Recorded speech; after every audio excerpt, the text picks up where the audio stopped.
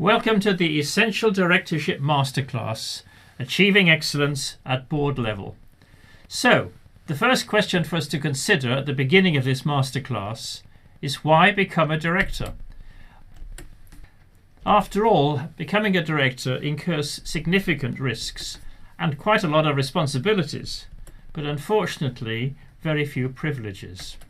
So if you want to become a director, let's consider some of the issues that are relevant for you. So firstly, let us understand the elements of a company. Firstly, of course, the obvious one is the company itself. Then there are the shareholders. Then there are the directors. And finally, there are other stakeholders. So I'm going to make this point quite significantly throughout the program. There is a health risk. You must think carefully before accepting a directorship and during your time as a director. So the first thing to recognize is that limited liability applies to the company. It does not apply to directors. So don't be confused when you think you're joining a company of limited liability. So make sure that the board keeps proper records and follows proper processes and procedures. There are certain circumstances when risk can pass to the directors. Let me repeat. There are certain circumstances when risk can pass to the directors. So you must beware of the risks. You must consider the implications of any decisions you make. You must keep proper minuted records. And if you disagree with a decision, even if you have been outvoted, you can still be liable for the results. So do make sure that your objection is properly recorded. So some of the risks that you might incur are particularly likely to be financial ones. Directors can become personally liable for debts. So if you're in danger of going into insolvency, you must, as a board, take steps to minimize creditors' losses. You must take legal professional advice.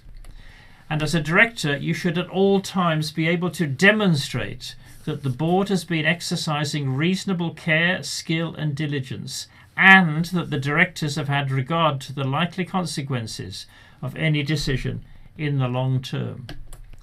Directors can also be liable if the company fails to implement proper processes covering such things as health and safety, control and disposal of hazardous waste, and submitting or not submitting proper statutory documents.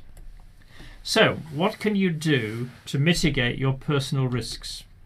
Well, the first thing, of course, is to make sure you know what the situations are. So do read the memorandum and articles and any other legal documents that are associated with the role. Secondly, make sure that you have the knowledge and skills that you require to be an effective director, and this program will help you to do that. And finally, make sure that you get the necessary advice and assistance that you might require. This might come from the company secretary, it might come from a lawyer, it might come from a coach or a mentor. You don't have to be formally registered as a director. In the UK, that would be at Companies House, to take on the risks and responsibilities of a director.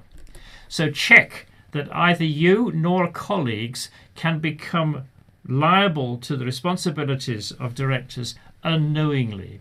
Check that you do not become a shadow director or a de facto director by mistake.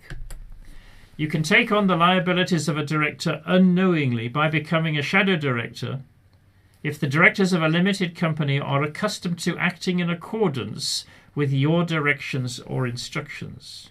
However, professional advisors giving advice in their professional capacity are specifically excluded from the definition of a shadow director in UK companies legislation. You can also become a de facto director if you act as a director and hold yourself out to third parties as a director, even if you haven't been legally appointed. De facto directors usually carry out all the duties of a director and can make the decisions of a director, sign company documents, and be treated as a director by other directors. It's the role rather than the title used that determines whether you are a director or not. But certainly if you carry director on your business card, that might be taken into consideration. De facto directors are subject to the same legal duties, responsibilities and potential liabilities as de jure directors, and will be treated as such by the courts in case of dispute. There is no definitive test, and all relevant facts need to be taken into account in deciding. So anyway, if you have decided you'd like to be a director and you can get on the board, there is actually some good news as to why you should do so. Appointment as a director can be a natural stage in your career development and an exceedingly rewarding activity. Directors are involved in an organisation at a higher, more strategic level. Thus, they have a greater leverage and can make a greater contribution. And it can also, of course, be financially rewarding. You should expect some compensation for your expertise, experience, and the additional risks, although there are many opportunities that might be relevant for you to undertake directorships on a pro bono basis. So bear that in mind. So enjoy the role, and now decide how you're going to get the best out of this particular program. The first thing for you to do now, right at the beginning, is to decide how you're going to keep notes. How are you going to get the most benefit from following this program? Decide now. What are you going to do to ensure that you get the most out of this program? Is it worth making notes as you go along? And of course you can highlight sections of the workbook, or you could create a dedicated director folder or ring file for the purpose. So this is your first opportunity to do some reflection and feedback. Why is it that you want to become a director? Or maybe why did you want to become a director if you already are so? What was your reason for wanting to become a director? What is your why? Spend some time thinking about this because it will help you throughout your career. Are you sufficiently conscious of the risks that you and the board might be exposed to? As I've said, I continue to emphasize this.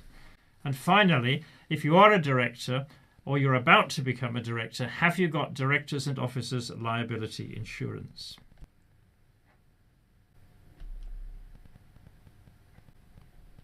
So let's move on to the next video.